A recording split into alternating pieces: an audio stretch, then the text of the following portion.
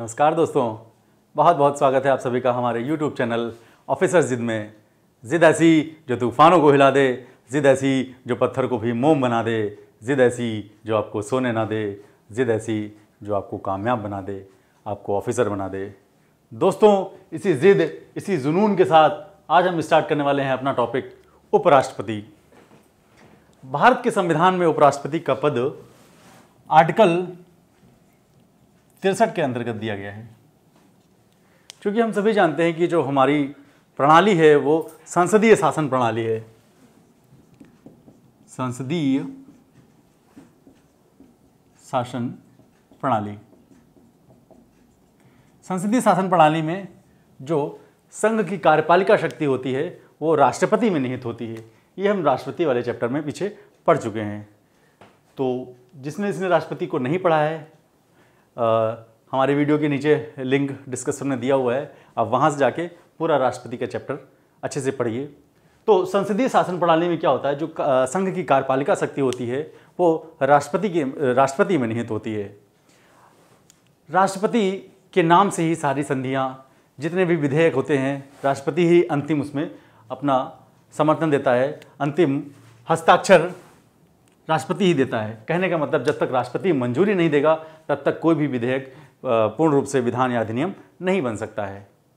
तो राष्ट्रपति का पद बहुत ही महत्वपूर्ण पद होता है, महत्वपूर्ण पद होता है। कहने का मतलब यह है, जब तक राष्ट्रपति नहीं होगा तब तक मान लीजिए कोई भी किसी प्रकार का विधायी कार्य पूर्ण नहीं माना जाएगा। तो ये बहुत ही महत्वपूर्ण पद माना जाता है राष्ट्रपति का। अब राष्ट्रपति का पद तो महत्वपूर्ण है, तो उपराष्ट्रपति का पद क्यों लाया गया? तो उपराष्ट्रपति का पद इसीलिए लाया गया कि किसी कारणवश अगर पद की रिक्तता है, कहने का मतलब अगर किसी कारणवश राष्ट्रपति का जो पद है वो रिक्त हो गया है, चाहे पद त्याग हो की वजह से, या राष्ट्रपति की मृत्यु हो गई हो, या उस पर महाभियोग जैसी कुछ प्रस्ताव आ गया हो, या किसी अन्य कारणवश, किसी अन्य कारण, मान लीजिए अगर राष्ट्रपति का पद रिक्त है तो ऐसी कंडीशन में हमारे सारे काम तो रुक जाएंगे, चाहे वो विधायी कार्य हों, चाहे वो कार्यपालिका कार्य हों।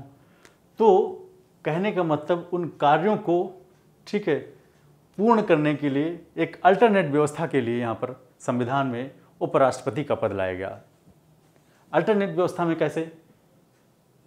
जब राष्ट्रपति का पद किन्हीं कारणवश रिक्त होगा तो वहाँ पर कार्यवाहक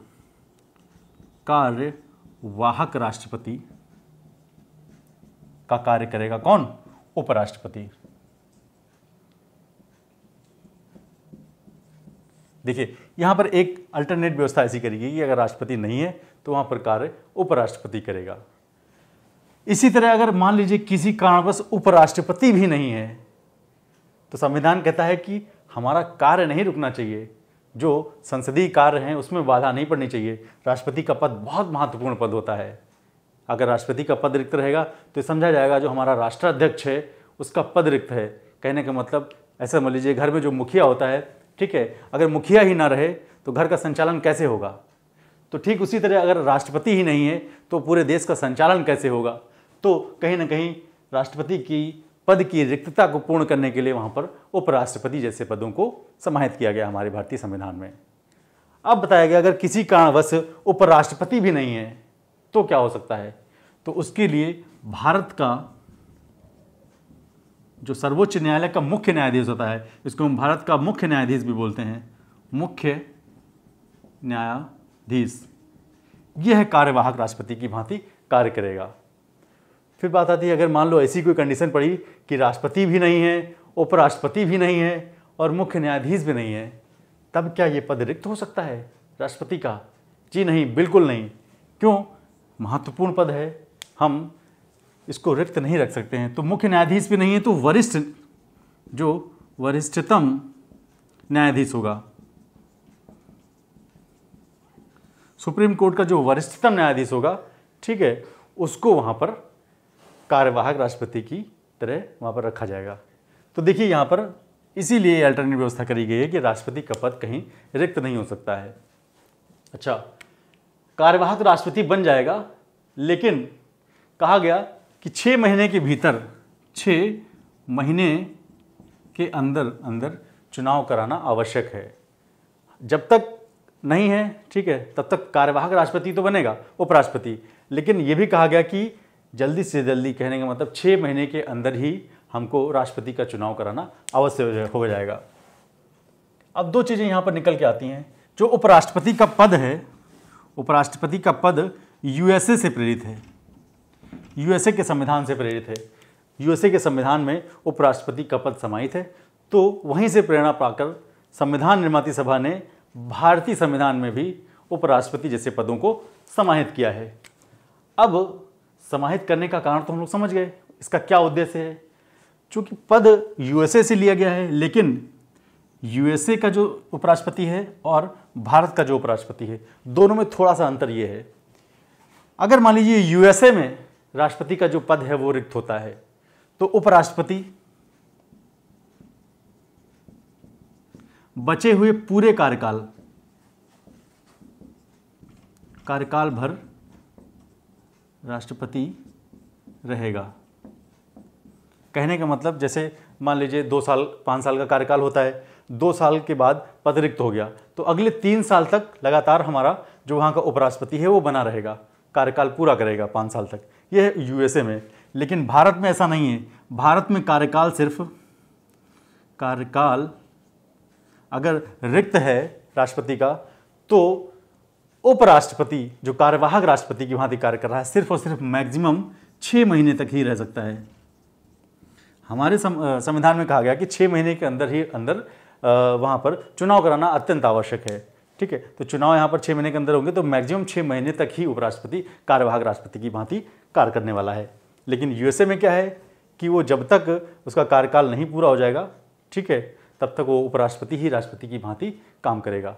तो आर्टिकल 63 कहता है कि भारत का एक राष्ट्रपति होगा। अब बात करते हैं जो उपराष्ट्रपति है, इसका क्या कार्य है। उपराष्ट्रपति कैसे कार्य करेगा? कैसे कार्य का मतलब, अब जैसे राष्ट्रपति है, ठीक है, तो उसकी पद की रिक्तता पता नहीं कब हो, कब उसकी मृत्यु हो, कब त्याग करे या महाभियोग लगाए, ठीक है, तो क्या उपराष्ट्रपति तब तक बैठा रहेगा, बैठकर खाएगा? जी नहीं, बिल्कुल नहीं। उसको एक अन्य काम दिया गया है। ठीक है, तो देखते हैं क्या कौन सा काम दिया गया उसको। पद तो बना दिया गया, लेकिन उसको ऐसे बैठने की शैली नहीं दी जाएगी। ठीक है, तो उसको एक पदेन पद दे दिया गया है। वो क्या पद है देखते हैं।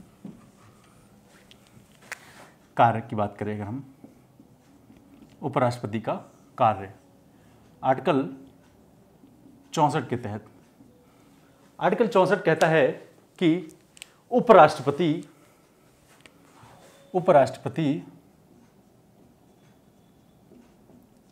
राज्यसभा का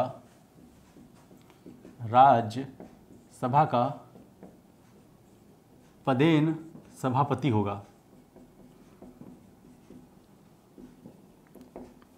कहने का मतलब है कि अब राष्ट्रपति का पद पता नहीं कब रिक्त हो, तब तक वो बैठ के तो खाएगा नहीं, इसलिए संविधान में व्यवस्था कर दी गई कि उपराष्ट्रपति को राज्यसभा का सभापति बनाया जाएगा तब तक के लिए। अगर भविष्य में कभी जरूरत पड़ती है तो तुरंत वहां से क्या होगा, उसको कार्यवाहक राष्ट्रपति बना दिया जाएगा। तब तक के लिए वो कौन सा काम देखने वाला है, राज्यसभा का सभापति देखेगा। इसके पीछे एक लॉजिक और है, राज्यसभा का सभापति बनाने का के पीछे का लॉजिक और है, क्योंकि जो राज्यसभा है वो राज्यों का प्रतिनिधित्व करती है। ठीक है, अगर जैसे लोकसभा में क्या होता है कि लोकसभा सदस्य में से ही वहाँ पर अध्यक्ष चुना जाता है, लोकसभा का अध्यक्ष। अगर हम राज्यों की बात करें तो यहाँ पर राज्यों का प्रतिनिधित्व करता है हमारा राज्यसभा। अगर उसी में से हम व्यक्तियों को चुनेंगे तो जिस राज्य का प्रतिनिधित्व ज़्यादा होगा, हमेशा उसी का क्या होगा, सभापति बार बार चुना जाएगा। जैसे उत्तर प्रदेश की जो सदस्यता है वो ज़्यादा है, ठीक है, सदस्य संख्या ज़्यादा होगी, तो उत्तर प्रदेश का ही बार बार यहाँ पर सभापति बनेगा। तो ऐसी समय में बताया गया कि नहीं, किसी अगले आदमी को ऐसा रखा जाए, ऐसे आदमी को रखा जाए, ठीक है, जो राज्यसभा से हो ही ना। तो यहाँ पर देखा गया उपराष्ट्रपति खाली बैठा था, उसी को क्या बना दिया गया, राज्यसभा का सभापति बना दिया गया। तो दोनों कारण ये हो सकते हैं। पहला कारण तो यही है कि जो हमारा उपराष्ट्रपति है बैठ के तो खाएगा नहीं, कुछ ना कुछ उसको पद दे दिया गया। दूसरा कि राज्यसभा का जो प्रतिनिधित्व है उसके आधार पर हम वहाँ पर अगर करते तो जिस राज्य का प्रतिनिधित्व ज़्यादा होगा वहाँ का ही बार बार वहाँ पर सभापति बन जाता। तो इसलिए यहाँ पर उपराष्ट्रपति को ही राज्यसभा का सभापति बना दिया गया। ठीक है, तो आर्टिकल 64 कहता है कि जो उपराष्ट्रपति होगा वो जो राज्यसभा है उसका पदेन सभापति होगा, पदेन सभापति की भांति ही कार्य करेगा और जो उसको वेतन भत्ते मिलेंगे, वेतन भत्ते आदि जो मिलेंगे वो सभापति के ही मिलेंगे। एक चीज यहां पर नोट कर लीजिएगा कि जैसा कार्य वैसा वेतन। ध्यान दीजिएगा, जैसा कार्य वैसा वेतन। इसका मतलब क्या है जैसा कार्य वैसा? अभी देखिए इसका कार्य क्या है तो उपराष्ट्रपति, लेकिन कार्य क्या कर रहा है, सभापति का। ठीक है, तो उसको वेतन कैसा मिलेगा, सभापति का मिलेगा। लेकिन अगर किसी कारणवश राष्ट्रपति का पद रिक्त हो जाए तो राष्ट्रपति की भांति काम करेगा। कार्यवाहक भले ही कार्यवाहक है लेकिन है तो राष्ट्रपति उस टाइम। तो जब कार्यवाहक राष्ट्रपति की भांति काम करेगा तो उसका जो वेतन भत्ता होगा वो राष्ट्रपति का वेतन मिलेगा। ये चीज ध्यान रखिएगा, जब तक उपराष्ट्रपति है तब तक सभापति का वेतन मिल रहा है, और जैसे ही वो कार्यवाहक राष्ट्रपति की भांति कार्य करेगा उसको वेतन राष्ट्रपति का मिलेगा। ठीक है, अब दोनों में करीब 1 लाख का अंतर है। राष्ट्रपति का जो वेतन है करीब 5 लाख के आसपास है और उपराष्ट्रपति का जो वेतन है वो 4 लाख के आसपास है। तो यहाँ पर ये चीज़ें वहाँ पर ध्यान देना होगा। इसको वेतन उपराष्ट्रपति का नहीं मिलता है। ठीक है, ये चीज़ ध्यान रखिएगा, उपराष्ट्रपति का वेतन नहीं मिलेगा, इसको राज्यसभा के सभापति का वेतन मिलता है और उसी के वेतन भत्ते आदि यहाँ पर उसको दिए जाते हैं। तो जैसा कार्य वैसा वेतन, ये चीज़ यहाँ पर आपको ध्यान रखना होगा। आर्टिकल 64। अब बात करते हैं आर्टिकल नंबर 65 की। आर्टिकल 65 क्या कहता है? ये तो रही बात उपराष्ट्रपति राज्यसभा का पदेन सभापति होगा। पदेन का मतलब होता है कि जो व्यक्ति उपराष्ट्रपति होगा वही राज्यसभा का सभापति होगा और किसी अन्य व्यक्ति को वहाँ पर राज्यसभा का सभापति नहीं बनाया जाएगा। तो जो इस पद पर होगा वही इस पद पर होगा। तो यही होता है पदेन। ठीक है, पद के आधार पर। अब बात करते हैं आर्टिकल नंबर 65। आर्टिकल 65 कहता है कि राष्ट्रपति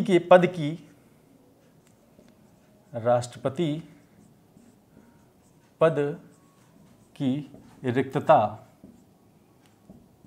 पर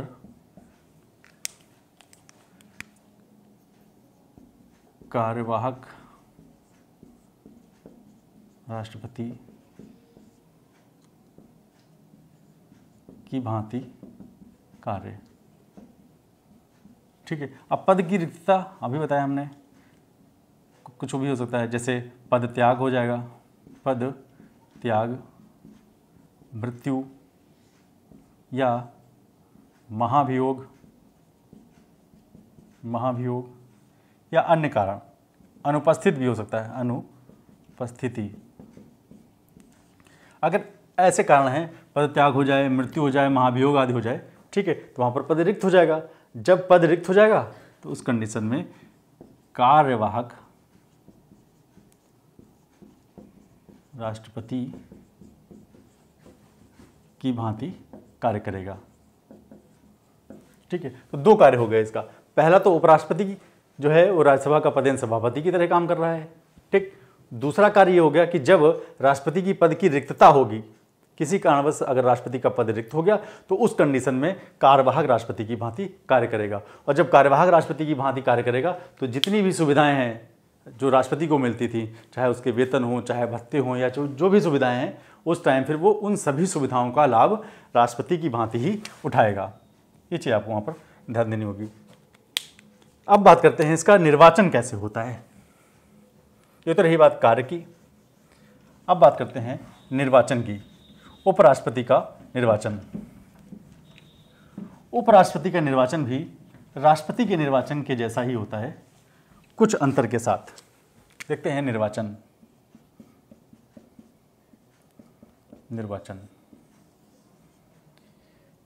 उपराष्ट्रपति का निर्वाचन भी आनुपातिक प्रतिनिधित्व के आधार पर एकल संक्रमणीय मत पद्धति द्वारा होता है। मत पद्धति, ठीक है, आनुपातिक प्रतिनिधित्व एकल संक्रमणीय मत पद्धति, इसको हम पिछले क्लासेस में डिस्कस कर चुके हैं। आप वहाँ पर लिंक में वीडियोस दिया हुआ है, आप देख सकते हैं, ठीक है। तो जैसे राष्ट्रपति का आनुपातिक प्रतिनिधित्व के आधार पर हो रहा था, वैसे ही उपराष्ट्रपति का भी एकल संक्रमणीय मत पद्धति के अनुसार आनुपातिक प्रतिनिधित्व के द्वारा यहाँ पर उपराष्ट्रपति का भी चुनाव होने वाला है। दूसरा है, ये भी गुप्त मतदान होता है।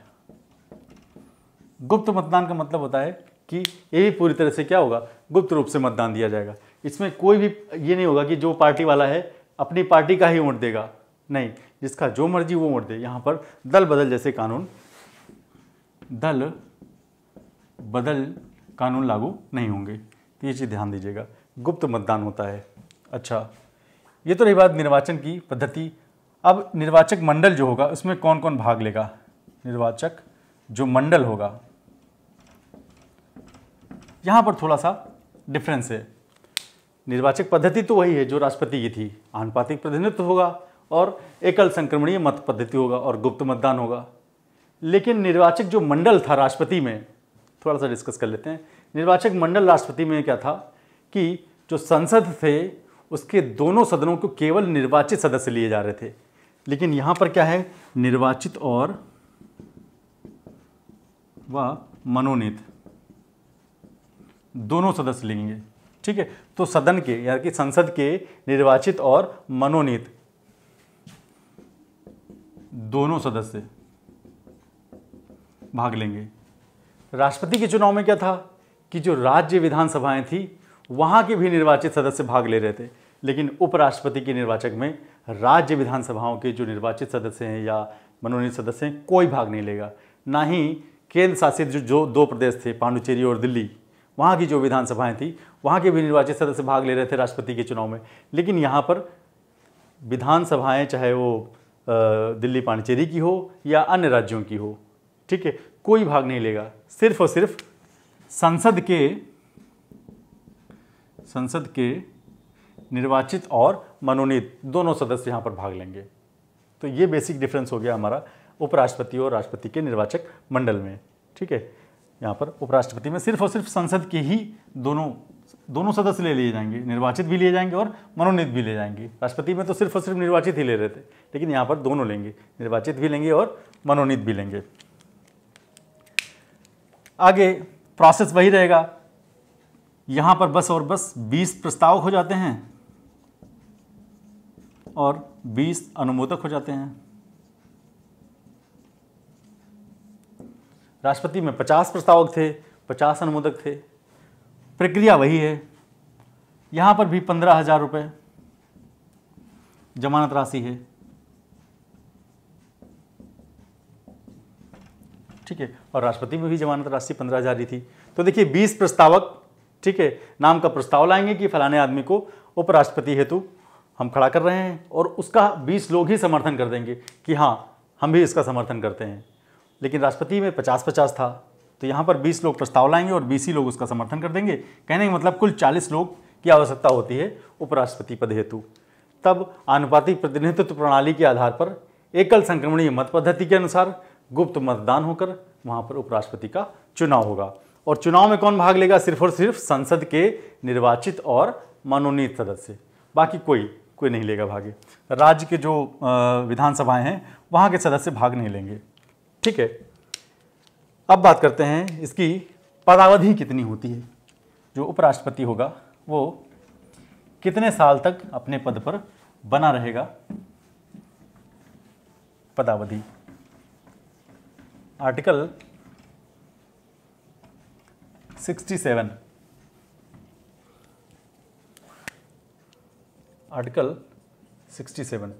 कहता है पदावधि। पदावधि। तो जो पदावधि होती है वो उपराष्ट्रपति की भी 5 साल की रहती है, 5 वर्ष की रहती है, 5 वर्ष की ही पदावधि इसकी भी रहती है, तो ये ध्यान रखिएगा। फिर बात करते हैं आर्टिकल 68 की। इसमें कहता है पद रिक्तता। पद रिक्तता, जैसे राष्ट्रपति का पद रिक्त होता था वैसे ही उपराष्ट्रपति का भी पद रिक्त हो सकता है। किन किन कारणों से? पद त्याग हो, या मृत्यु हो, या पद से हटाया गया हो, या न्यायालय द्वारा उपराष्ट्रपति का निर्वाचन शून्य घोषित कर दिया गया हो, शून्य घोषित किया गया हो। ऐसी कंडीशन में क्या होगा? अगर उपराष्ट्रपति का पद रिक्त हो जाए, तो उपराष्ट्रपति का भी अगर पद रिक्त है तो राष्ट्रपति के केस में तो क्या मुख्य न्यायाधीश हमारा वहाँ पर राष्ट्रपति की जगह पर कार्यवाहक राष्ट्रपति काम करेगा। लेकिन क्या उपराष्ट्रपति का अगर पद रिक्त हो गया तो क्या कोई कार्यवाहक उपराष्ट्रपति आएगा? कार्यवाहक उपराष्ट्रपति आएगा? तो इसका जवाब होगा नहीं, बिल्कुल नहीं आएगा। अगर किसी कारणवश उपराष्ट्रपति का पद रिक्त हो जाए तो ऐसी कंडीशन में यथाशीघ्र चुनाव कराना होगा। संविधान में कहा गया कि यथाशीघ्र चुनाव कराना होगा। चुनाव की समय सीमा नहीं निर्धारित करी गई कि 6 महीने में, 7 महीने में, 1 साल में चुनाव कराना। बोला गया कि यथाशीघ्र चुनाव कराना होगा। ठीक है, तो जल्दी से जल्दी चुनाव कराकर हम उपराष्ट्रपति का पद वहाँ पर भर लेंगे। अगर पद की रिक्त हो गया है, ठीक है, तो वहाँ पर हम किसी प्रकार से कोई कार्यवाहक उपराष्ट्रपति नहीं लाने वाले हैं। अब जो भी चुना जाएगा वो एज अ नया उपराष्ट्रपति चुना जाएगा। मान लीजिए 2 साल इसने पूरे किए, ठीक है, और किसी कारणवश चाहे पद त्याग के कारण या मृत्यु के कारण इसका पद रिक्त हो गया। अब पद की रिक्तता हो गई तो जब चुनाव होंगे, नए चुनाव होंगे, ठीक है, तो अब नए सिरे से अब क्या होगा? ये 5 साल तक बना रहेगा। ये नहीं कि 3 साल बचे हैं तो आगे 3 साल तक ही रहेगा, नहीं। अब जब जैसे नया चुनाव होगा, ठीक है, तो नया चुनाव जो होगा उस पर अब उसका जो कार्यकाल होगा वो पूरा 5 साल तक रहेगा। ठीक है, ये चीज़ यहाँ पर ध्यान रखनी होगी। तो ये तो रही बात हमारा आर्टिकल नंबर 68 की। अब बात करते हैं आर्टिकल 69 की। आर्टिकल 69 कहता है उपराष्ट्रपति की शपथ।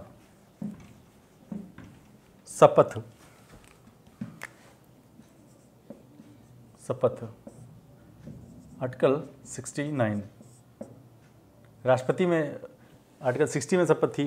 ठीक है, शपथ कौन दिलाता है उपराष्ट्रपति को शपथ? तो उपराष्ट्रपति को हमारा राष्ट्रपति दिलाएगा या राष्ट्रपति द्वारा नामित कोई भी व्यक्ति हो सकता है, वहाँ पर उपराष्ट्रपति को शपथ दिलाएगा। तो क्या शपथ होगी? संविधान के प्रति निष्ठा।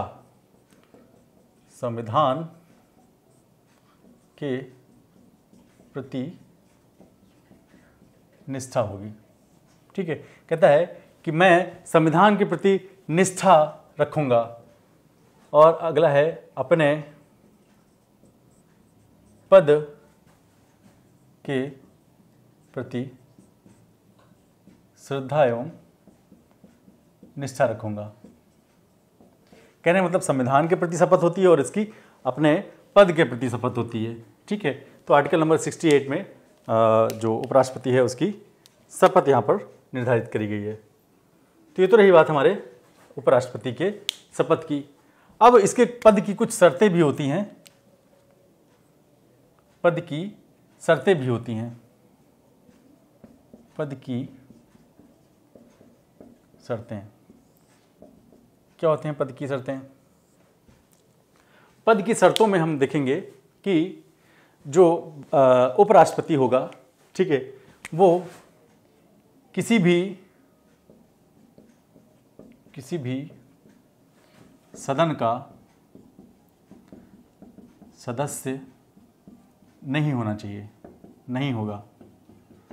कहने का मतलब ना ही वो राज्यसभा का सदस्य होगा, ना ही लोकसभा का सदस्य होगा, या किसी राज्य विधान सभा का सदस्य नहीं होगा, नहीं होगा। राज्य विधानसभा का भी सदस्य नहीं होगा। अगर किसी कंडीशन में ये हमारा जो सदन होता है, चाहे लोकसभा हो या राज्यसभा, उसका सदस्य है या विधानसभा का सदस्य है, तो जैसे ही वो उपराष्ट्रपति पद पर निर्वाचित होगा, स्वतः ही ये पद उसको त्याग देना होगा। ठीक है, तो ये रही उसके पद की शर्त। अब अगर मान लो किसी कारणवश उस पर कुछ संविधान के उल्लंघन का आरोप लगाया जाता है, तो उसको कैसे हटाया जा सकता है, उसकी भी यहाँ पर प्रोसेस दिया हुआ है। पद से हटाया जाना, उपराष्ट्रपति को पद से हटाया जा सकता है। जब हम बात कर रहे थे राष्ट्रपति की, तो वहाँ पर जब राष्ट्रपति संविधान का उल्लंघन करता है या संविधान के प्रति अपनी निष्ठा नहीं रख रहा था, तो वहाँ पर उसके विरुद्ध महाभियोग जैसी घटनाएं हम आर्टिकल 61 में लगा रहे थे। लेकिन यहाँ पर कोई ऐसा संविधान में उपराष्ट्रपति के लिए महाभियोग जैसी कोई बात नहीं कही गई है। ठीक है, महाभियोग जैसा ही कोई प्रक्रिया लगाई जाएगी, लेकिन उसको महाभियोग नाम नहीं दिया गया है। देखते हैं क्या है प्रक्रिया। जो प्रस्ताव होगा, प्रस्ताव यहाँ पर सिर्फ और सिर्फ प्रस्ताव राज्यसभा में लाया जाएगा। प्रस्ताव राज्यसभा में लाया जाएगा। ठीक है, तथा उसे बहुमत से पारित किया जाएगा। बहुमत से पारित किया जाएगा। कहने का मतलब उसका प्रस्ताव जो है सिर्फ और सिर्फ राज्यसभा में लाया जाएगा और उसको बहुमत से पास किया जाएगा। जब राज्यसभा में पास हो जाएगा, तब वो लोकसभा जाएगा। लोकसभा में साधारण बहुमत से पास हो जाए। राज्यसभा गया, वहाँ पर बहुमत से पास होना चाहिए। ठीक है, और लोकसभा में साधारण बहुमत से ये पास हो जाएगा। लेकिन प्रस्ताव लाने के 14 दिन पहले, 14 दिन पूर्व, ठीक है, उपराष्ट्रपति को सूचना दिया जाएगा। उपराष्ट्रपति को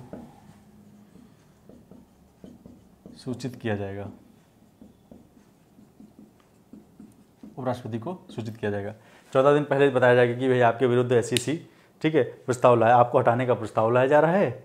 अब आप अपनी सफाई में जो भी कहना चाह रहे हैं वो कह सकते हैं वहाँ पर। ठीक, या आपसे जो भी संविधान से संबंधित जो भी गलतियाँ हुई हैं उनको आप सुधार भी सकते हैं इन 14 दिनों में, क्योंकि ये सब पद जो होते हैं वो गरिमा के पद होते हैं। इसलिए राष्ट्रपति को भी जब हटाया जा रहा था, वहाँ पर भी उसको भी 14 दिन की मोहलत दी जा रही थी कि आपने जो भी संविधान के विरुद्ध या संविधान से उल्लंघन से संबंधित जो भी कार्य किए हैं, आप उन 14 दिनों में आप सही कर लीजिए, ठीक कर लीजिए। इसी तरह यहाँ पर भी 14 दिन का, ठीक है, पूर्व सूचना दी जाती है।